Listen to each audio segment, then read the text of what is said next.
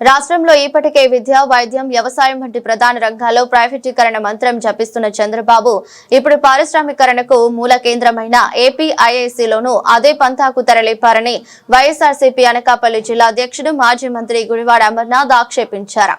రాష్ట్రంలో 22 ఎంఎస్ఎంఈ పార్కుల అభివృద్ధికి ఏపీఐఐసీని కాదని పీపీపీ విధానంలో ప్రైవేటు వ్యక్తులకు పనులు అప్పగించడమే ఇందుకు నిదర్శనమని ఆయన వెల్లడించారు. ఇలాంటి ప్రైవేటుకు అప్పగిస్తే ఇక సీఎంగా చంద్రబాబు ఎందుకు, మంత్రివర్గం ఎందుకు అని ప్రశ్నించారు. నాకు తెలిసి బహుశా రాష్ట్రంలో ఉన్నటువంటి అత్యంత బలమైనటువంటి కార్పొరేషన్స్ లో ఏపీఐఐసి ఒకటి. ఎందుకంటే చాలా రిచ్ కార్పొరేషన్, దాదాపు 52-53 సంవత్సరాల చరిత్ర కలిగినటువంటి కార్పొరేషన్. ఉమ్మడి ఆంధ్రప్రదేశ్ రాష్ట్రం నుంచి రాష్ట్ర విభజన తర్వాత కానీ ఏపీఐసి ద్వారా పెద్ద పెద్ద ఇండస్ట్రియల్ పార్కుల్ని అభివృద్ధి చేసి అటు ఎంఎస్ఎంఈస్గా అనేక రంగాల్లో ఉన్నటువంటి వ్యాపారస్తుల్ని తీసుకుని వచ్చి వారికి అవకాశాలు కల్పించి వారి ద్వారా ఉద్యోగ అవకాశాలు కల్పించి తద్వారా రాష్ట్ర ప్రభుత్వానికి సంబంధించినటువంటి ఏపీఐసికి రెవెన్యూ జనరేట్ చేస్తూ రాష్ట్ర రెవెన్యూకి కూడా డబ్బులు సమకూరుస్తూ చేసినటువంటి గొప్ప కార్పొరేషన్. నాకు తెలిసి బహుశా 550 పైచీలకు ఇండస్ట్రియల్ పార్కుల్ని రాష్ట్రంలో అభివృద్ధి చేసినటువంటి ఘనత ఏపీఐసికి ఉంది. సహజంగా ఏపీఐసికి ప్రతి కేబినెట్ సమావేశంలో నాకు తెలిసి బహుశా నేను మంత్రిగా ఉండగా ప్రతి నెల ఒక కేబినెట్ సమావేశం, దాదాపు నేను 15-20 కేబినెట్ సమావేశాల్లో నాకు అవకాశం వచ్చి నేను ఉన్నాను. ప్రతి కేబినెట్ సమావేశంలో ప్రభుత్వానికి సంబంధించినటువంటి భూములు, ఓసారి ప్రభుత్వానికి సంబంధించిన రెవెన్యూ డిపార్ట్మెంట్కి సంబంధించినటువంటి ల్యాండ్స్ కానీ, కొన్నిసార్లు పెద్ద పెద్ద ఎక్స్టెంట్స్ లో పెద్ద ఇండస్ట్రీస్ ఏదన్నా వచ్చినప్పుడు ఎక్వైర్ చేయాల్సినటువంటి పరిస్థితి వచ్చినప్పుడు కానీ ఆ భూముల్ని బదలాయింపు అనేటువంటిది ప్రతి కేబినెట్ లో కూడా కనీసం 100, 200, 300, 500, 1000 ఎకరాల్లో ఏపీఐసికి బదలాయించేటువంటి ప్రక్రియ కొనసాగుతూ ఉంటుంది. ఇది రెవెన్యూ డిపార్ట్మెంట్ నుంచి ఏపీఐసికి ఇచ్చేటువంటి ఒక ప్రక్రియ కొనసాగుతూ అనేక దశాబ్దాలుగా కొనసాగుతూ ఉంది.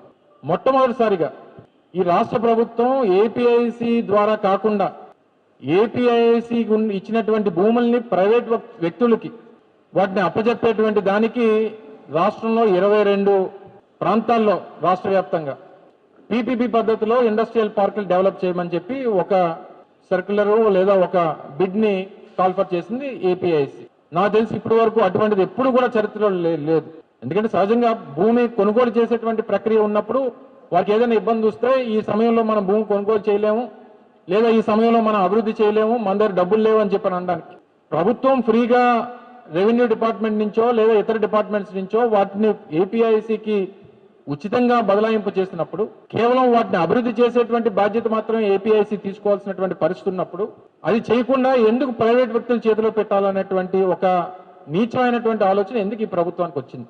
ప్లస్ అందులో కూడా ఏంటి, ఆ ఏపీఐసి ఈరోజు పీపీపీ కింద ఇస్తామంటున్నటువంటి 22 ఎంఎస్ఎంఈ ఇండస్ట్రియల్ పార్క్స్ ఏవైతే ఉన్నాయో వాటిలో అసైన్ ల్యాండ్స్ అంటే అనేక మంది దళితులకు కానీ వెనుకబడినటువంటి వర్గాలకు కానీ ఇచ్చినటువంటి భూములు కూడా వారు టేక్ ఓవర్ చేసుకునేటువంటి దానికి సహజంగా రాష్ట్రంలో ఏపీఐసి ద్వారా కేటాయింపు చేసినటువంటి భూములకి, ఏపీఐసి కేటాయించినటువంటి భూములకి వారు అభివృద్ధి చేసేటువంటి ఇండస్ట్రియల్ పార్క్స్ కి అందులో 22.5% ప్లాట్స్ ఎస్సీ ఎస్టీస్కి కేటాయించడానికి ఒక పాలసీ ఉంది.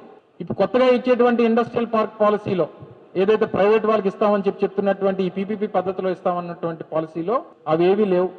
ప్రైవేట్ వాడికి చేతిలో పెడతారట, వాడు అందులో సినిమా హాళ్ళు కట్టుకోవచ్చట, వాడు ఇందులో రెసిడెన్షియల్ హౌసింగ్ కట్టుకోవచ్చట, వాళ్ళు లేఅవుట్లు వేసుకోవచ్చట, వాడు షాపింగ్ మాల్స్ కట్టుకోవచ్చంట. అసలు ఏపీఐసి అనేటువంటిది ఇండస్ట్రియల్ ఇన్ఫ్రాస్ట్రక్చర్ కార్పొరేషన్. అంటే మీరు ఇస్తున్నటువంటిది ఎవరైతే ఎంటర్ప్రీనర్స్ ఉన్నారో అంటే ఔత్సాహిక వ్యాపారస్తులు, ఇండస్ట్రియలిస్టులు ఇక్కడ ఉన్నటువంటి వనరులను వినియోగించుకోనో, ఇక్కడ ఉన్నటువంటి వర్క్ ఫోర్స్ని వినియోగించుకోనో ఇక్కడ వ్యాపారాలు చేసి తద్వారా అభివృద్ధి చెందాలనుకున్నటువంటి ఎవరైతే ఇండస్ట్రియలిస్టులు కానీ చిన్న చిన్న వ్యాపారస్తులు కానీ వారి కోసం కేటాయింపబడినటువంటి ఈ సంస్థ, ఈ భూములు కేవలం రియల్ ఎస్టేట్ చెందినటువంటి సంస్థలకు అప్పచెప్పడానికి తీసుకున్నటువంటి ఒక పెద్ద స్కామ్ ఇది అనేటువంటి విషయాన్ని ఈ సందర్భంగా తెలియజేస్తా ఉన్నా. ఒక ఇండస్ట్రియల్ పార్క్ కి 100 ఎకరాలు, 50 ఎకరాలు, ఉదాహరణకి విశాఖపట్నంలో గోపాలపట్నం, ముడసల్లోవా, అలాగే అనకాపల్లి జిల్లాలో పరవాడ, ఇవి ఎంత అభివృద్ధి చెందినటువంటి ప్రాంతాలు మీ అందరికీ తెలుసు. ఇక్కడ ఎంతెంత విలువ ఉంటుందో మీ అందరికీ తెలుసు. నాకు తెలిసి ముడసల్లోవలో మినిమం 1 ఎకరం 50 కోట్ల రూపాయలు ఉంటుంది.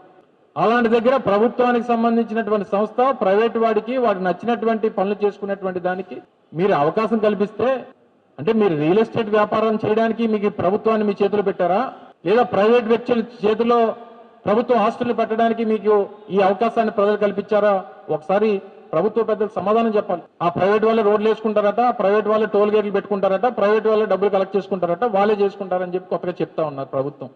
అంటే మరి ఇంక ముఖ్యమంత్రిగా ఉన్నటువంటి చంద్రబాబు నాయుడు గారు దేనికి, వారి కేబినెట్ లో ఉన్నటువంటి 24 మంది మంత్రులు దేనికి, రాష్ట్రంలో ఉన్నటువంటి వ్యవస్థలు దేనికి మీకు ఈ రాష్ట్రంలో ప్రజలు అవకాశం ఇచ్చింది?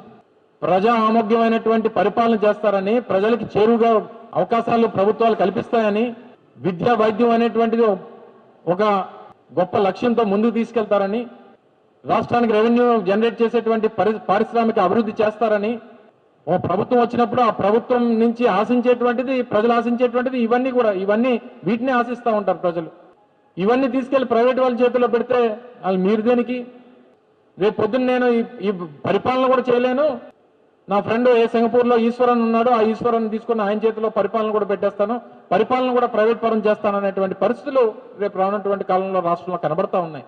ఏ ప్రభుత్వానికన్నా ప్రధానమైనటువంటి లక్ష్యాలు, ఒక ప్రభుత్వం రాష్ట్రంలో ఏర్పాటైనప్పుడు ఒక నాయకుడు దాన్ని పాలించేటువంటి అవకాశం తీసుకున్నప్పుడు ప్రజలు కోరుకునేటువంటిది, ప్రజలు వారి నుంచి ఆశించేటువంటిది, మనకు మంచి మెరుగైనటువంటి జీవనం దొరుకుతుంది, నా పిల్లలకి మెరుగైనటువంటి విద్య అందుతుంది, మాకు ఏదైనా కష్టం వస్తే మెరుగైనటువంటి వైద్యం అందుతుంది, మాకు ఏదైనా ఆపద వస్తే ప్రభుత్వం దాన్ని మమ్మల్ని ఆదుకుంటుంది అనేటువంటి ఒక ఆశతో ప్రజలు ఓట్లేసి అవకాశాలు కల్పిస్తూ ఉంటారు.